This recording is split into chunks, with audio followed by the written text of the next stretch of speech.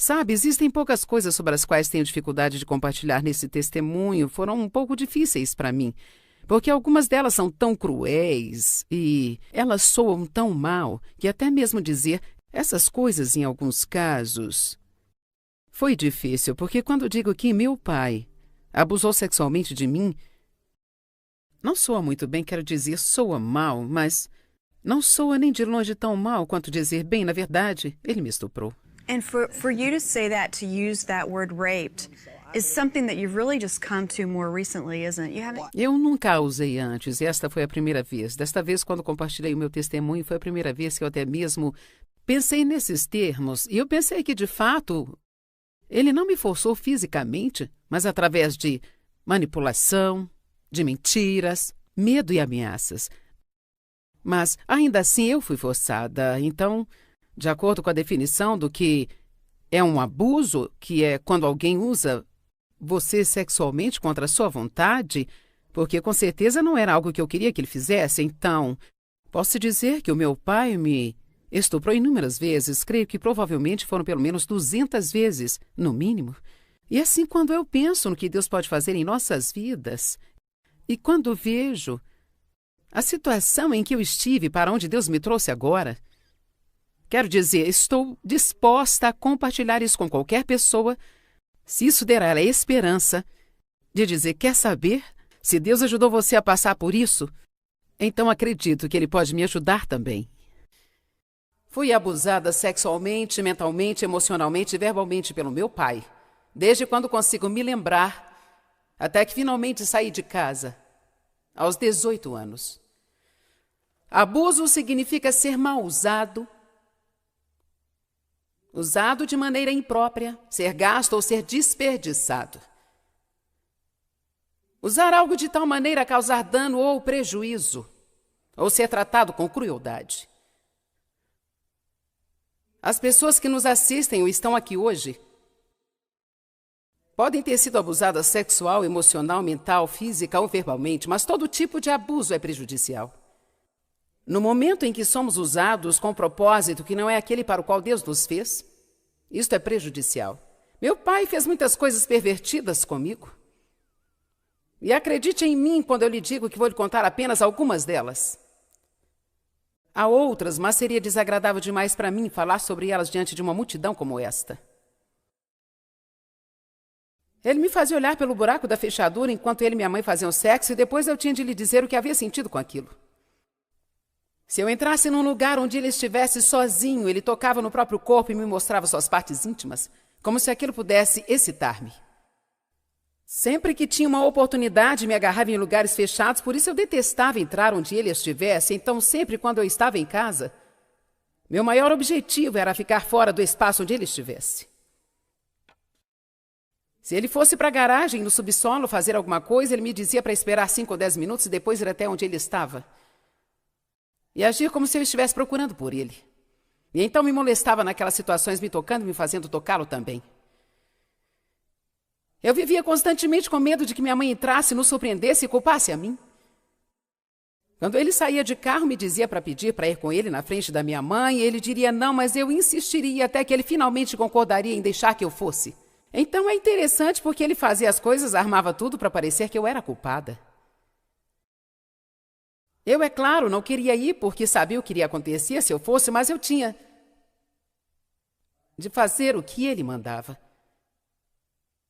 Minha mãe ia ao mercado todas as sextas de manhã, então eu queria muito ir com ela, mas ele me fazia pedir para ficar em casa.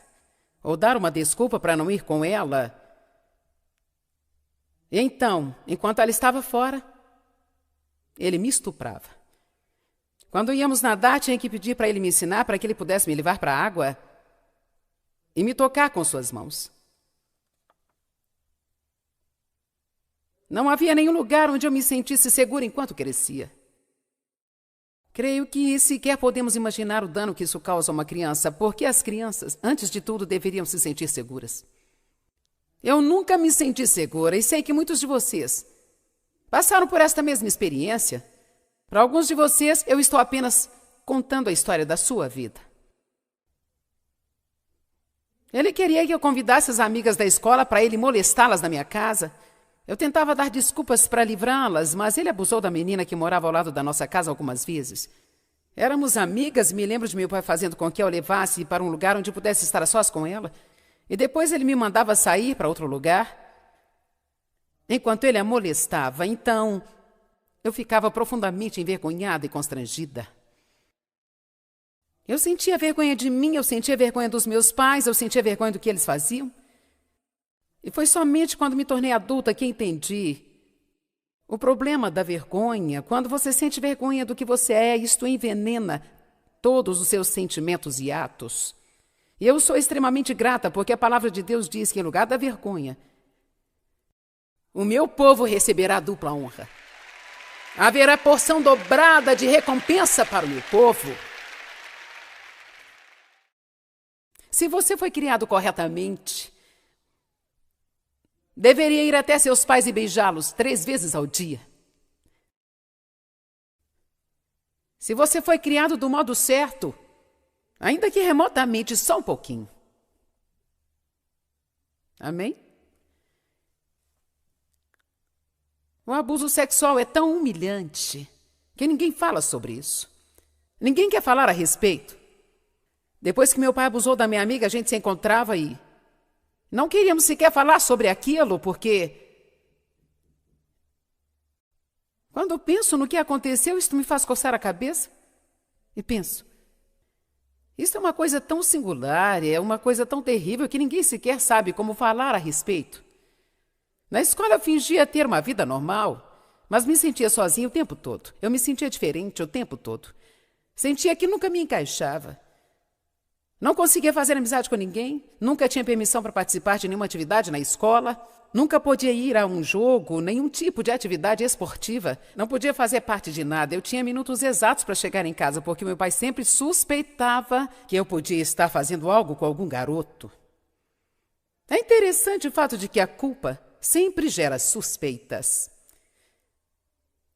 Eu não tinha amigos e, é claro, nunca tinha permissão para namorar, eu nunca ia a uma festa. Meu pai não quis comprar um vestido de formatura para mim, nem um anel de graduação ou álbum de formatura. Tudo era desperdício de dinheiro e estupidez. Então eu tinha que tentar explicar para minhas amigas por que eu nunca podia fazer as coisas que elas faziam, nunca ia a um evento, nunca ia a algum lugar, não podia comprar um anel de formatura, fazer isso ou aquilo. E assim era só mais fingimento e mais invenção de histórias. E era simplesmente terrível, absolutamente terrível. Lembro-me de uma ocasião em que eu era muito jovem e fizeram uma festa de Halloween na escola. Minha mãe não sabia fazer nada melhor, não tinha dinheiro, então comprou para mim uma máscara de borracha horrorosa. E quando todas as outras garotinhas apareceram, as mães haviam feito fantasias de princesas para elas. Elas eram pequenas fadas e tinham todas aquelas roupas de organza e estavam tão lindas. E eu com a máscara de lobo. Me lembro de que eu fui esconder no canto do pátio da escola porque eu me sentia terrível. Por causa da minha aparência interessante, as coisas das quais você se lembra. E eu me lembro de estar no canto daquele pátio sozinha com aquela velha máscara de lobo. Acho que era mais ou menos assim que eu me sentia, como se todas as outras meninas fossem princesas e eu lobo. Eu tinha um terrível e vergonhoso segredo que me consumia. Sabe, Ginger, falo muitas vezes sobre o medo e creio que uma das coisas mais prejudiciais para mim foi o fato de que eu simplesmente não consigo me lembrar, na minha infância, de não ter tido medo.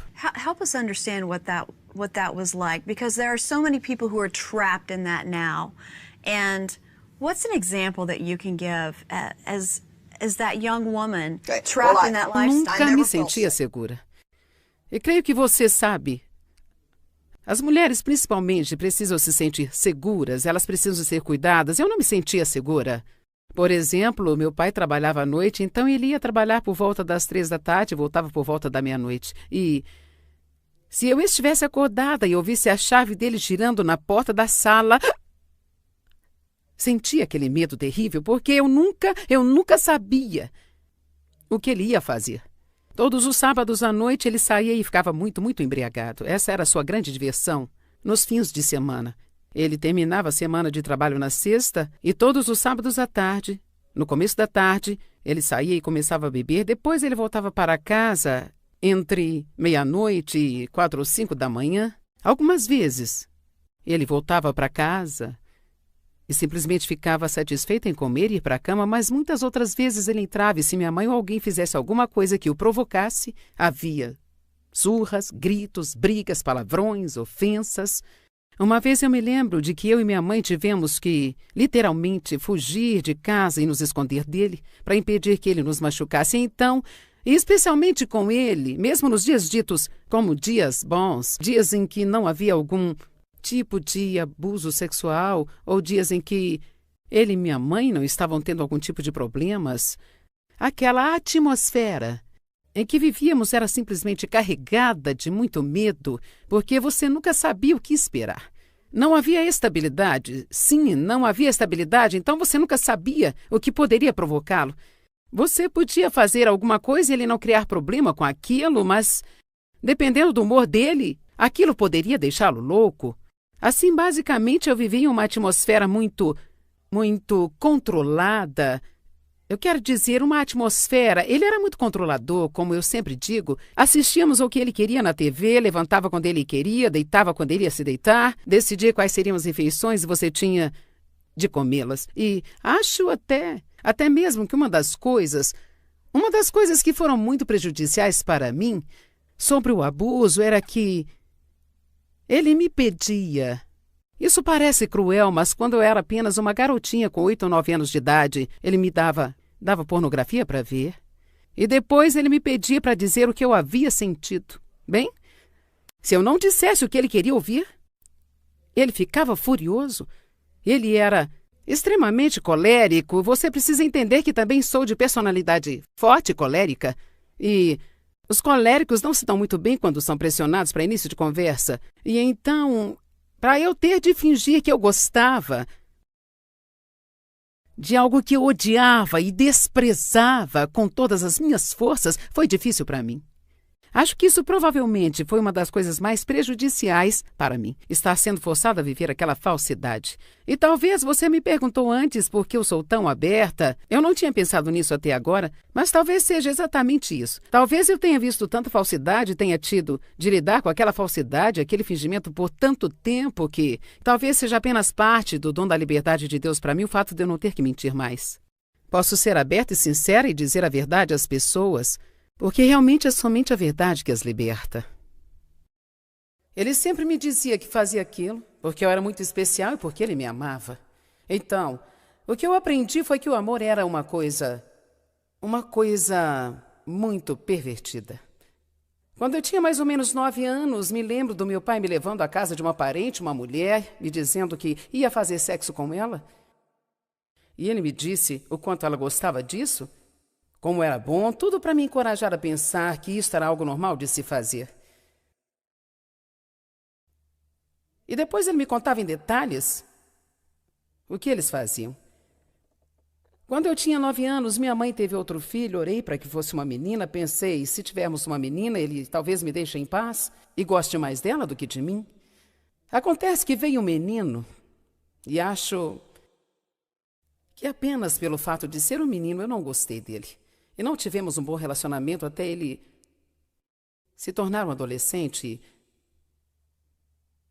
Meu irmão saiu daquele caos com uma série de problemas diferentes. Ele se voltou para as drogas e o álcool e a irresponsabilidade. Mas nós falaremos dele mais tarde. Eu tinha de guardar muitos segredos. Meu pai dizia que tudo que ele fazia era bom e aquilo tinha de ser o nosso segredo. Porque se eu contasse a alguém, ninguém entenderia, não acreditariam e eu causaria muitos problemas na família. É interessante que só percebi hoje, mas o meu fardo na época passou a ser não causar problemas na família por causa da minha dor. E talvez uma das piores coisas com as quais tive de lidar em minha vida e ainda até o dia de hoje tenho de lutar contra é o falso senso de responsabilidade. Tenho tendência a me responsabilizar por coisas pelas quais eu não deveria ser responsável. Saiba que eu vou confrontar o meu problema e o seu também, se eu souber que você tem um. E eu me responsabilizo por coisas que são simplesmente ridículas. Entretanto, Deus trabalhou muito em mim nesta área e já posso dizer, Joyce, isso não é responsabilidade sua. Você não tem de lidar com isso. Quantos de vocês sabem o que quero dizer com ter um falso senso de responsabilidade? O motivo pelo qual Satanás quer que mantenhamos tudo escondido é porque, enquanto estiver escondido, você nunca poderá realmente se libertar. Completamente.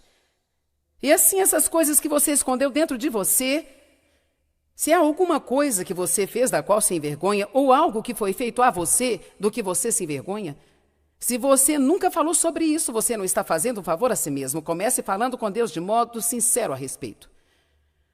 Fale consigo mesmo de maneira aberta e sincera. Você precisa colocar para fora, para superar o problema. Algumas coisas só recordei quando fiquei mais velha. Quando eu tinha cerca de 13 anos, meu pai passou do assédio para o estupro. Ele não me forçava fisicamente, mas ele me forçava com o medo, a manipulação, o controle, as ameaças, as mentiras. E quando eu estava preparando este testemunho, desta vez foi interessante para mim, porque em todos estes anos falando sobre isso, nunca usei a palavra estupro. E quando eu a disse pela primeira vez, há 3 semanas, quando me preparava para hoje, ela soou muito violenta, até para mim, porque eu sempre disse abuso sexual, mas realmente creio que Deus colocou isso em meu coração, porque acho que ficamos anestesiados para a palavra abuso sexual.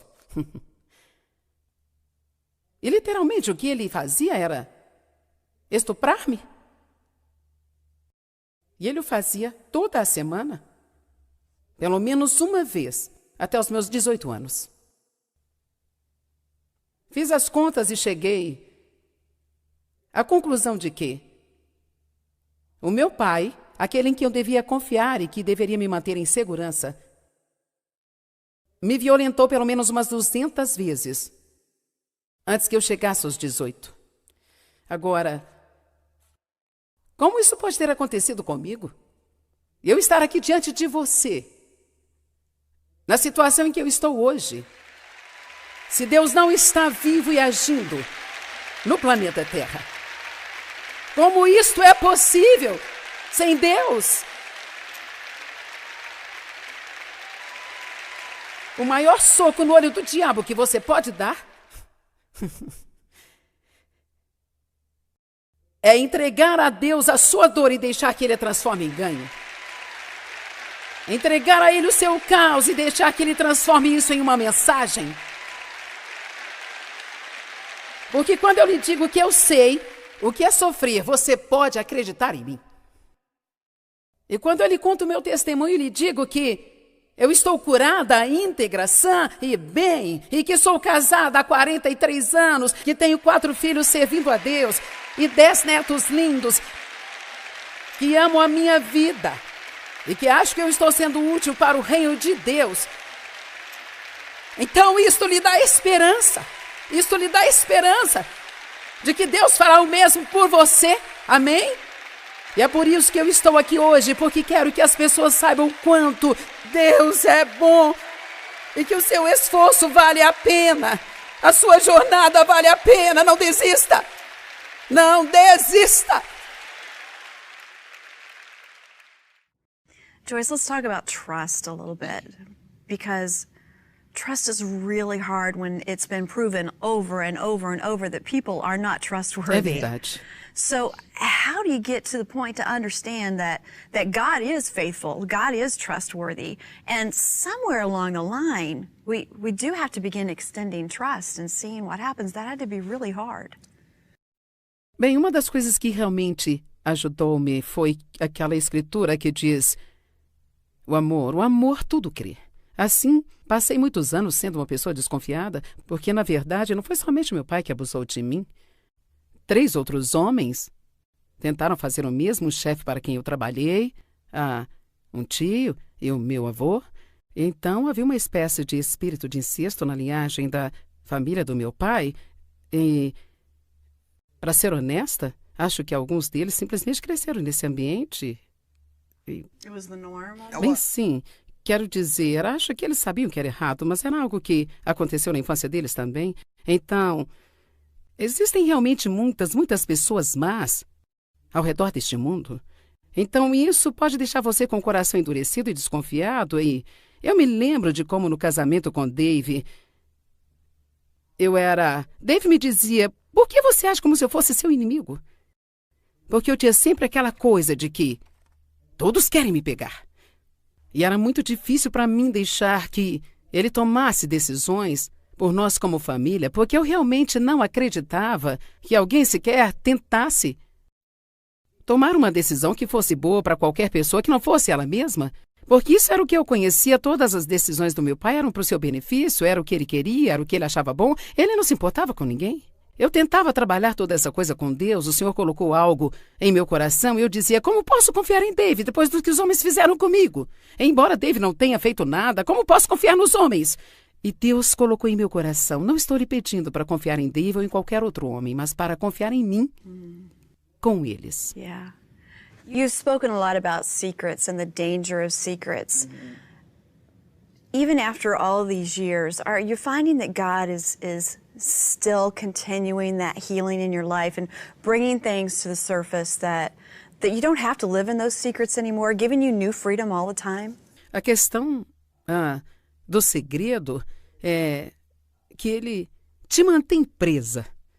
E acontece uma tremenda libertação quando você o compartilha. Digo às pessoas que é maravilhoso se você puder encontrar alguém que você ama, com quem você se importa, um líder espiritual, um amigo, um membro da família com quem você possa se abrir, mas a questão é que se você não tem absolutamente ninguém, você pode se sentar em uma cadeira exatamente como estou sentada agora e você pode falar em voz alta com o seu Pai Celestial e pode dizer a Ele, não tenho ninguém agora com quem eu sinta que possa falar, mas eu vou falar abertamente contigo. Você não está dizendo a Deus nada que Ele já não saiba, mas precisamos colocar para fora. Às vezes precisamos dar voz à feiura da coisa, entende? Uma certa vez eu estava olhando para mim no espelho e dizendo, quer saber, Joyce? Você nunca teve pais de verdade que souberam como amá-la. Eles tinham problemas, não sabiam como amá-la corretamente e... Então, Joyce, você nunca terá isso. Então, você precisa entender e prosseguir. Qualquer pessoa que tenha sofrido abuso pode recuperar-se completamente. Agora, coisas que eu nunca terei e que, com certeza, eu gostaria de ter tido, nunca saberei como é ter um pai maravilhoso. Nunca saberei o que é poder me sentar no colo do meu pai, colocar os meus braços ao redor do seu pescoço e simplesmente ganhar um abraço sem medo de que isso se transforme em outra coisa. Nunca poderei estar sofrendo e pedir a ele para vir tomar um café comigo, lhe contar o que eu estou passando e ver que ele realmente se importa. Nunca terei isso. Nunca terei uma mãe que realmente possa ser o que uma pessoa precisa como mãe. Minha mãe ainda está viva e é uma doce senhora, mas ela também ficou tão confusa com o abuso em nossa casa que ela simplesmente não tinha a personalidade certa ou a coragem para fazer alguma coisa a respeito, então... Olho para ela e eu penso assim, sabe, você nunca teve uma vida realmente. Então é triste, porque o diabo rouba das pessoas. Minha mãe teve um colapso nos nervos por ignorar a situação em nossa casa e ainda... Até o dia de hoje, embora ela seja uma mulher doce, não seja doente mentalmente, ela não está com as emoções em ordem e, portanto, ela tem um distúrbio de ansiedade que... Então, este é exatamente o tipo de situação que eu tenho quando estou sofrendo. Não tenho uma mãe e um pai que eu possa ir e dizer, puxa, mãe, eu gostaria de jantar com você e falar o que está acontecendo na minha vida, mas eu não posso fazer isso. Mas eu tenho algo melhor.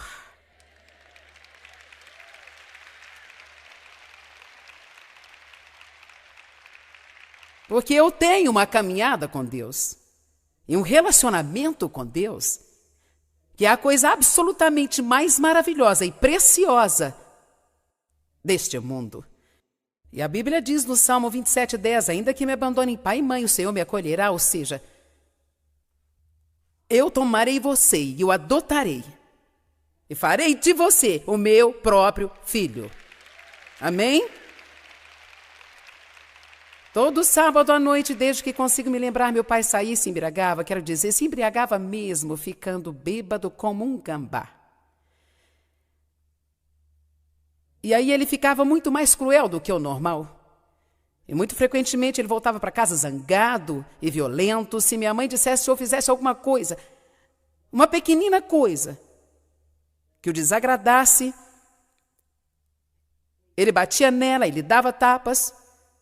Houve vezes em que eu a encontrei. Me lembro de uma vez em que a encontrei no chão do banheiro de manhã, totalmente espancada. Ele usava linguagem obscena constantemente. Até o dia de hoje não suporto xingamentos, eu detesto. Eu fui xingada tanto que simplesmente desprezo isso. Ele não me batia tanto fisicamente, mas ele sempre ameaçava, colocando o punho no meu rosto toda vez que eu fazia algo que ele não gostava. Aquela ameaça estava ali, bem perto de mim.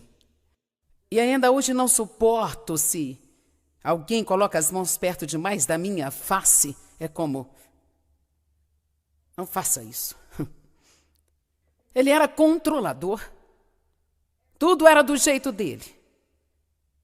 Ele era muito exigente, ele humilhava minha mãe durante todo o tempo. O fato dela nunca ter confrontado meu pai e ter se acovardado diante desse tratamento. Espero que algumas pessoas que estão aturando esse tipo de coisa, isso teve um profundo efeito negativo em mim. Quero dizer que seus filhos aprendem mais apenas observando como você lida ou não lida com as coisas do que qualquer coisa que você diga a eles. Por minha mãe ter se acovardado diante daquele tratamento me afetou e eu cresci desprezando a fraqueza, porque eu odiava o fato da minha mãe ter sido fraca demais para lidar com meu pai. Então eu decidi que eu nunca seria fraca. Além de ser abusada, meu pai era simplesmente mau. Ele controlava tudo, tínhamos de gostar do que ele gostava, deitar quando se deitava, levantar quando se levantava, assistir o que ele queria na televisão. Tínhamos de comer o que ele gostava e até rir das suas piadas sujas. Ele estava zangado na maior parte do tempo e tínhamos medo de que ele se zangasse conosco. Essa é outra coisa contra a qual tenho que lutar. Se estou perto de alguém e se alguém está próximo de mim, se ele parecia zangado, eu me pergunto automaticamente o que eu fiz. E tenho que falar para mim mesma e dizer, calma, calma, calma. Veja, isso é o que é maravilhoso em Deus. Você tem uma opção. Você não tem simplesmente de reagir. Você poderia se pegar reagindo com base no passado, mas agora você pode agir com base na palavra de Deus. Deixe-me lhe dizer algo. Não importa quem somos, todos falamos com nós mesmos. Mesmo que você não esteja reagindo a algum tipo de abuso ou trauma, ainda reagimos de maneira estranha às coisas e temos que aprender não apenas como agir, mas como reagir. Passei a ter vergonha de mim mesma e por isso cresci muito solitária. Ele me levava a bares no sábado à noite, quando entrei nos anos da adolescência, onde ele ficava muito bêbado, e me obrigava a fazer sexo com ele no banco de trás do carro. Um dia o policial o surpreendeu, pensei, finalmente alguém vai ajudar-me. Fiquei tão feliz. Mas ele e meu pai conversaram do lado de fora do carro por algum tempo e meu pai me disse, eu disse que você é minha prima e ele prometeu nos deixar ir se eu deixar que ele faça sexo com você, então vai ter que ser assim, porque do contrário vamos acabar indo para a cadeia. Graças a Deus o policial recebeu um chamado pelo rádio e eu me livrei dessa. Algumas vezes eu tentava contar para os parentes, mas eles não acreditavam porque não queriam se envolver. Uma vez minha mãe foi para o hospital e eu escrevi uma longa carta para o meu pai, dizendo a ele o quanto eu me sentia suja e quantos banhos eu tomava por dia tentando me livrar daquele sentimento. Foi preciso reunir toda a coragem possível para lhe escrever uma carta pedindo que parasse com aquilo. E ele trabalhava à noite, voltou para casa por volta da meia-noite. Ele entrou no meu quarto nervoso, gritando, esbravejando. Eu, por medo, acabei pedindo desculpas, dizendo que eu não deveria ter escrito aquela carta. E depois de ter tentado recorrer a tantas pessoas e ficou claro que ninguém me ajudaria, nem a polícia, nem meus parentes, nem ninguém me ajudaria, eu não consegui fazê-lo parar com aquilo, eu me conformei e pensei, vou sobreviver. Uma das coisas de que me lembro e que foi provavelmente uma das mais nojentas para mim foi quando passei a ter a idade de aprender a dirigir. E meu pai me levava aos sábados à tarde para aula de direção. E entre todos os lugares ridículos que ele me levava para fazer o que ele queria fazer comigo, ele me levava para o cemitério. E era ali que ele fazia sexo comigo, no carro. E se alguém parasse, tínhamos de sair do carro e fingir que estávamos olhando os túmulos. Isso era triste, triste, triste, triste, triste. Ele trabalhava à noite, eu estava na escola em tempo integral nesse período e só tinha de lidar com ele nos finais de semana, mas eu odiava os verões, eu mal podia esperar para voltar à escola. Em muitas manhãs ele me despertava e me tocava por baixo das cobertas. Na verdade, meu pai não tinha um problema comigo apenas, ele tinha problemas com muitas mulheres. Havia muitas, muitas mulheres com quem ele se relacionava. E ele era muito, muito triste. Somente 30 anos depois que tudo isso aconteceu, foi que finalmente minha mãe conversou comigo a respeito. E ela disse, sinto muito pelo que eu deixei seu pai fazer com você, mas a verdade é que eu não poderia enfrentar o escândalo. Ela me disse, eu não sabia o que fazer, eu não sabia como apoiar você e o seu irmão, eu não. Minha mãe vivia em uma fazenda no interior, meu pai também, ela se casou aos 17 anos. Me disseram que ele havia batido nela uma vez antes de se casar, então você pensa, isso lhe daria uma pista, mas as pessoas às vezes estão tão desesperadas por amor que fazem coisas que não têm sentido algum. Amém? Então, sabe, não estou zangada com ela. Não estou zangada com ninguém, mas quando tive os meus próprios filhos, realmente foi difícil demais para eu entender como minha mãe pôde não ajudar-me naquela situação. E então, para ser sincera, cheguei a um ponto em que ficou mais difícil porque eu sentia mais ressentimento contra ela do que contra o meu próprio pai, porque eu sabia que ele era um homem problemático. Eu não sabia naquela época, quando criança, mas aprendi nos últimos anos, através da palavra de Deus, que pessoas feridas ferem pessoas, e até soube que ele havia crescido em uma atmosfera de incesto em sua própria família. Então, ele estava desempenhando um comportamento aprendido. É mais fácil perdoar as pessoas se você puder entender que algo está errado com elas também, sabe? Fico feliz em dizer que Deus me deu graça para perdoar o meu pai completamente, 100%. Levou algum tempo, mas eu consegui. Eu já o havia perdoado, mas não perdoado totalmente. E eu entendi isso quando Deus me pediu há vários anos para trazer minha mãe e meu pai do interior para St. Louis, para morar perto da nossa casa e cuidar deles até morrerem. E eu pensei, não é possível, o Senhor deve estar brincando comigo. A princípio eu repreendi essa ideia, eu disse, isso não vem de Deus. Nenhum Deus amoroso me pediria para fazer isso. Porque eles estavam em um lugar onde eu só tinha de lidar com eles 2 vezes por ano. Jogar um pouco de dinheiro na situação e tentar tirar aquilo da minha mente. Deus disse, eles estão velhos e doentes. E daí, o que eles fizeram por mim? E sabe o que ele disse? Você respira. Eles se uniram e lhe deram uma vida. E isso foi difícil para mim. Meu Deus, isso foi difícil. Mas naquela altura eu tinha experiência suficiente para saber quando Deus estava tratando comigo e que Ele nunca nos manda fazer nada se aquilo não for cooperar para o nosso bem. Lembre-se disso. Deus nunca lhe pedirá para fazer alguma coisa se isso não for cooperar para o seu bem. When you've shared your testimony, it's very easy to hear the fact that feeling of isolation and abandonment is very important, not only because of what your father did, but because of your mother's response or lack of response. É verdade. So how were you able to work through that and not have those abandonment feelings just continue throughout your life and all your different relationships?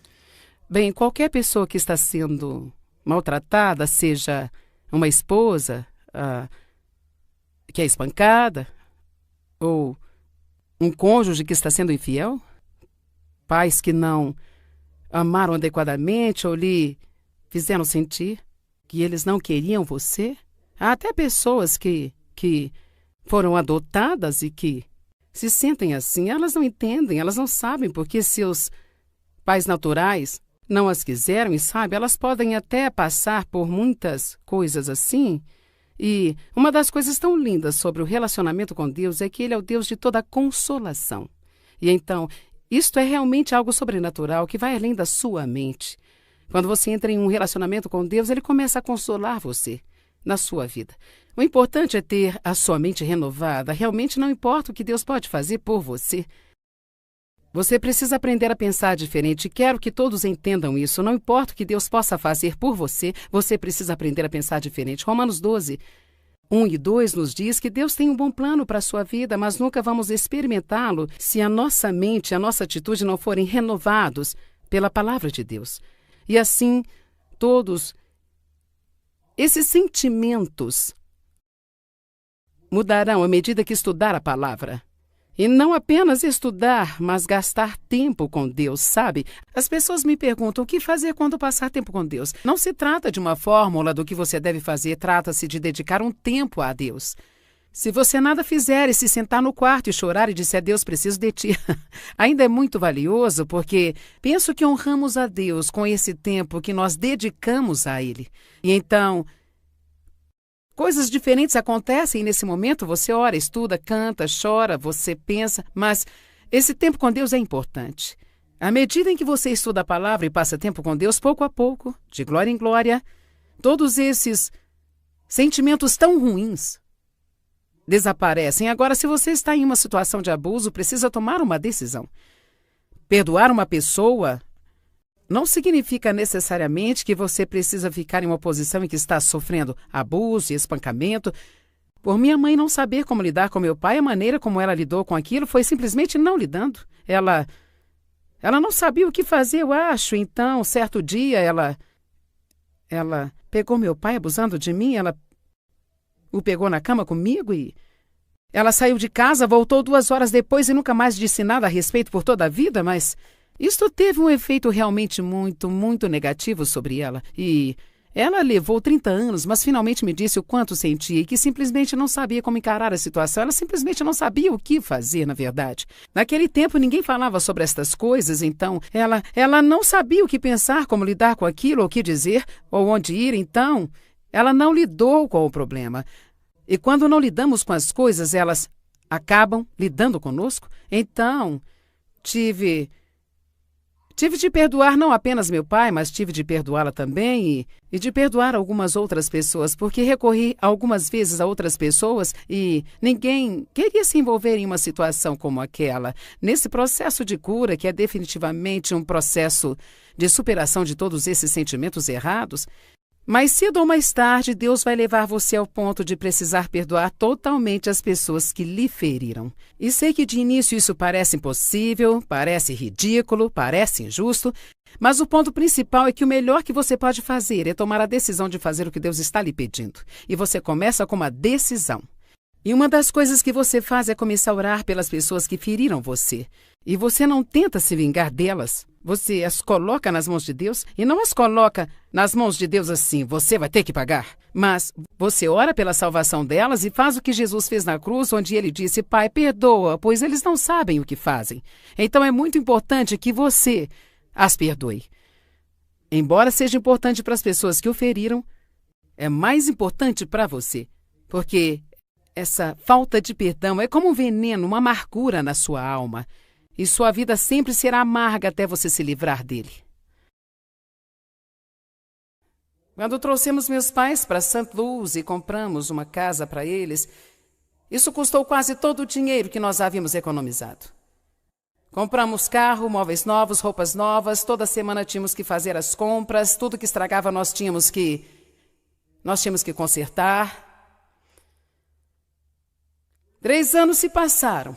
E parecia que não havia mudança alguma em meu pai. E àquela altura, meu pai tentava ir à igreja conosco de vez em quando nos feriados, mas ele ainda era mau como uma cobra. Numa manhã de ações de graças, minha mãe ligou dizendo, seu pai quer falar com você, eu não sei o que há com ele, ele está chorando há 3 semanas. Ela disse, acho que sei, mas é melhor que você venha. Dave e eu fomos até lá e ele olhou para mim chorando e disse: eu preciso lhe dizer o quanto eu lamento o que fiz com você. E ele disse: estou esperando para dizer algo há cerca de 3 anos, mas não fui homem o bastante, eu não tinha coragem para fazê-lo. Ele olhou para o Dave e disse: a maioria dos homens na sua posição teria me matado. E você não fez nada a não ser bom para comigo. E então... Por falar nisso, meu pai recebeu a Cristo naquele dia. Nós o batizamos 10 dias depois. Amém? E ele morreu 3 anos mais tarde, mas aquele homem estava mudado. Ele realmente se tornou um velhinho amável. E eu podia beijá-lo no rosto e não sentir medo. Então, esse foi um grande golpe para o inferno. E sei que você deve estar se perguntando sobre o meu irmão. Meu irmão basicamente foi um caos durante toda a vida. Meu Deus, ele foi para o Vietnã aos 17 anos. Meu pai lhe ensinou a beber e a se envolver com as mulheres. E a praguejar, e ele também era irresponsável. Há vários anos ele voltou para St. Louis, do Arizona, onde estava morando, e queria consertar sua vida. Dave e eu fizemos um grande investimento nele. Ele morou conosco cerca de 3 anos e mandamos consertar todos os seus dentes que estavam péssimos. Nós ajudamos de todas as formas. Começou a trabalhar para o ministério e viajou conosco. Foi salvo, cheio do Espírito Santo, mas assim que se colocou de pé, voltou à antiga vida. Nós não o víamos há mais ou menos 7 anos, recebemos um telefonema não faz muito tempo. Ele agora está com uma espécie de doença mental por causa de todos os anos de uso de drogas e estava, pelo que parecia, sem casa, vivendo nas ruas do Arizona. E ele nos pediu ajuda. Eu passei uma noite procurando o versículo que me dissesse que eu não tinha de ajudá-lo. Eu estou lhe dizendo a verdade, eu estava pensando assim, fiz tudo isso para minha mãe e meu pai. Tenho marido, eu tenho 4 filhos, eu tenho 10 netos, eu tenho minha mãe e minha tia, ambas no apartamento, eu dou assistência, eu cuido delas. Então eu não quero outra pessoa caótica para eu ter que cuidar dela. Mas então, de manhã eu me lembrei de que há cerca de 3 semanas atrás eu havia orado por meu irmão, meu amigo. Não ore por nada com o qual você não queira se envolver.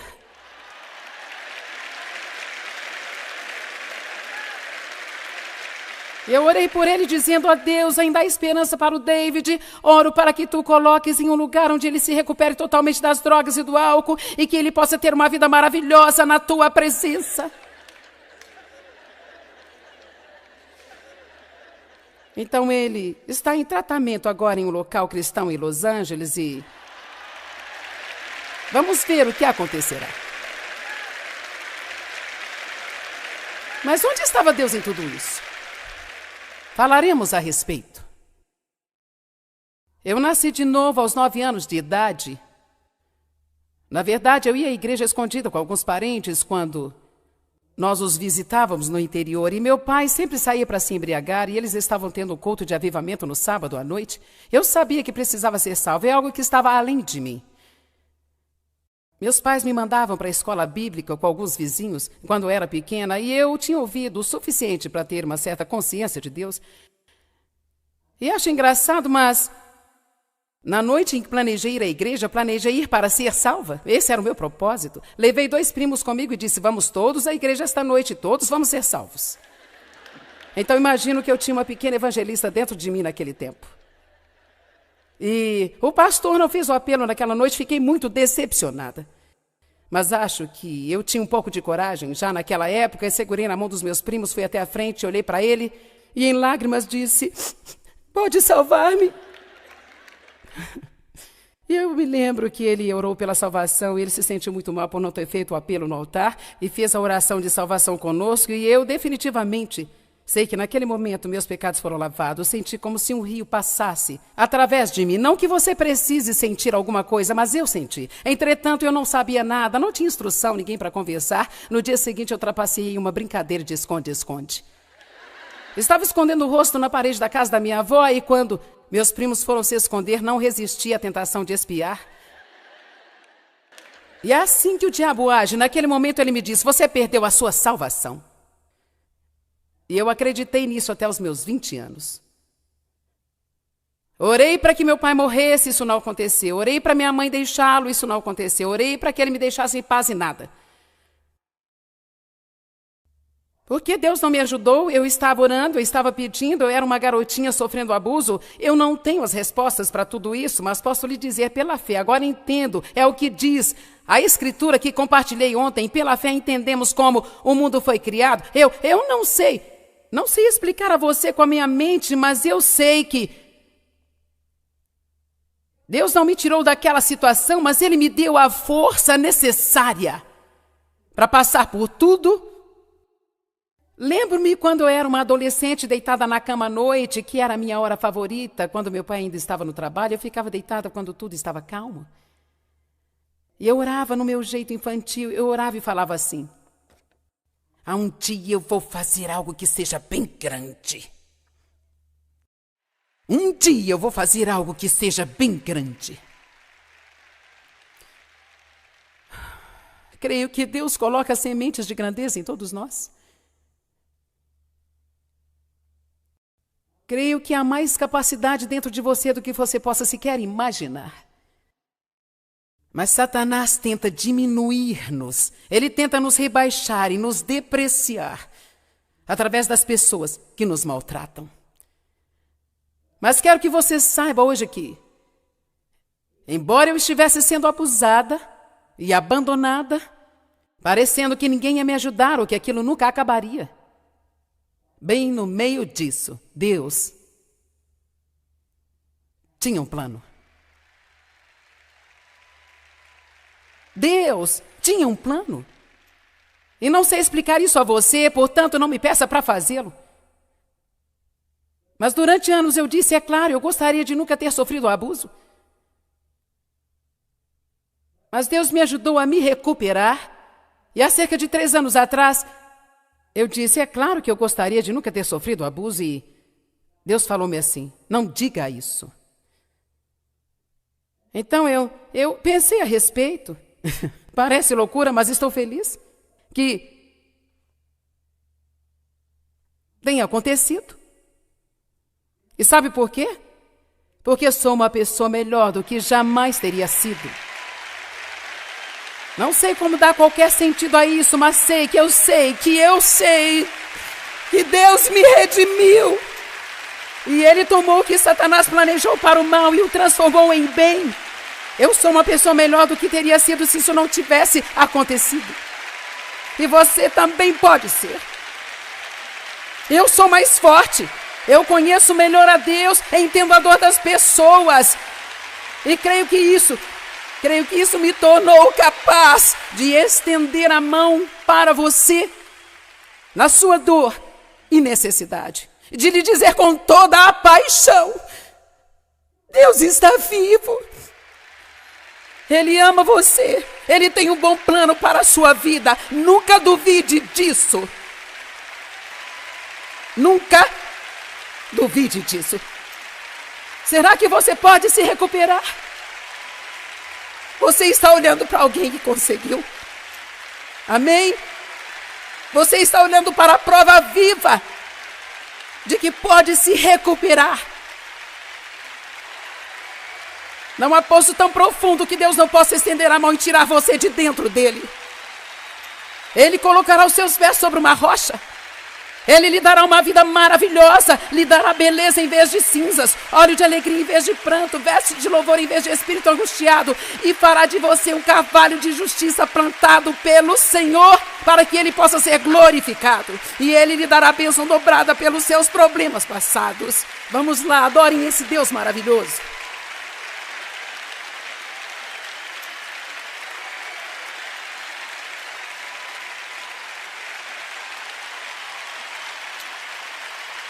Aleluia.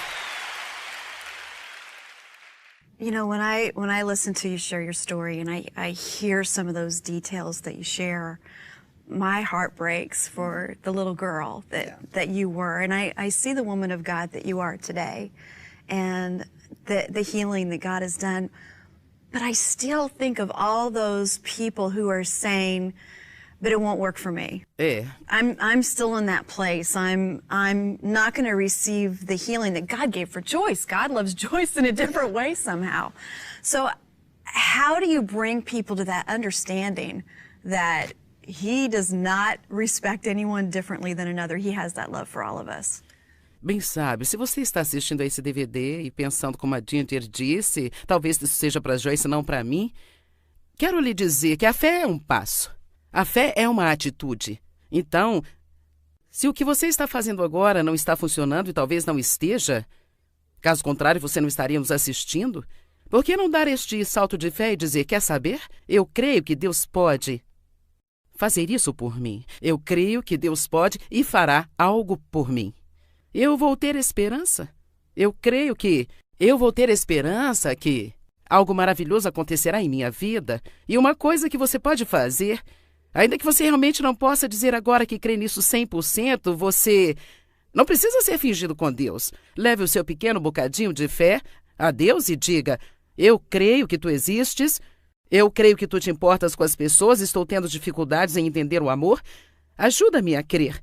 Mas o que você pode fazer que o ajudará imensamente é você começar a confessar em voz alta o que você gostaria que acontecesse na sua vida, desde que esteja de acordo com a palavra.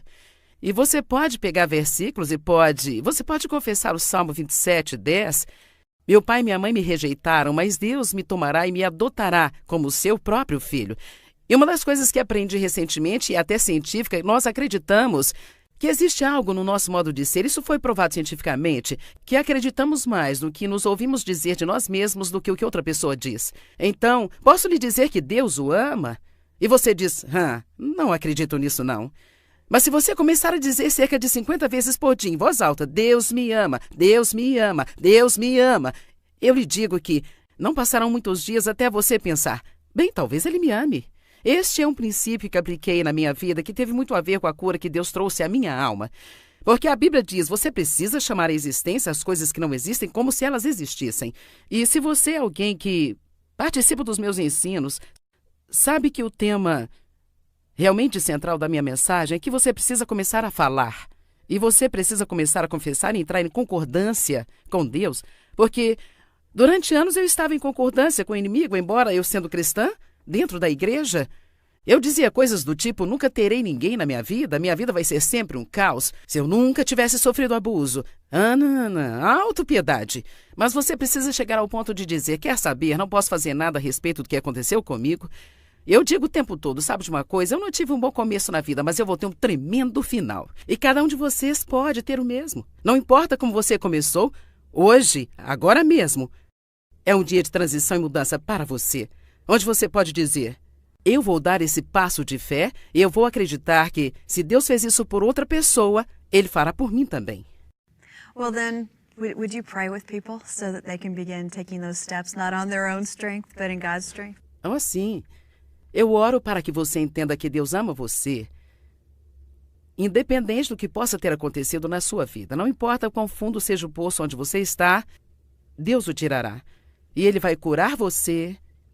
Deus renovará a sua mente através da palavra, Ele curará suas emoções, Ele o ajudará nas finanças, no físico, lhe curando. Ele pode lhe dar amigos, vida social correta. Deus pode ajudá-lo e Ele quer ajudá-lo. Não vai ser tão rápido, não vai ser tão fácil, mas é mais fácil do que ficar no cativeiro. Algumas coisas virão logo, outras virão mais devagar, mas uma coisa sobre a qual você precisa tomar uma decisão hoje é, vou dar um passo de fé e nunca vou desistir. Tome a decisão de que você não desistirá, porque Deus nunca desistirá de você. Se você for realmente sincero e realmente quiser essa restauração, esta cura na sua vida, então quero que você concorde comigo em oração hoje e creio que isso dará início a uma nova jornada em sua vida. Eu poderia acrescentar que alguns de vocês nunca receberam Jesus como Salvador.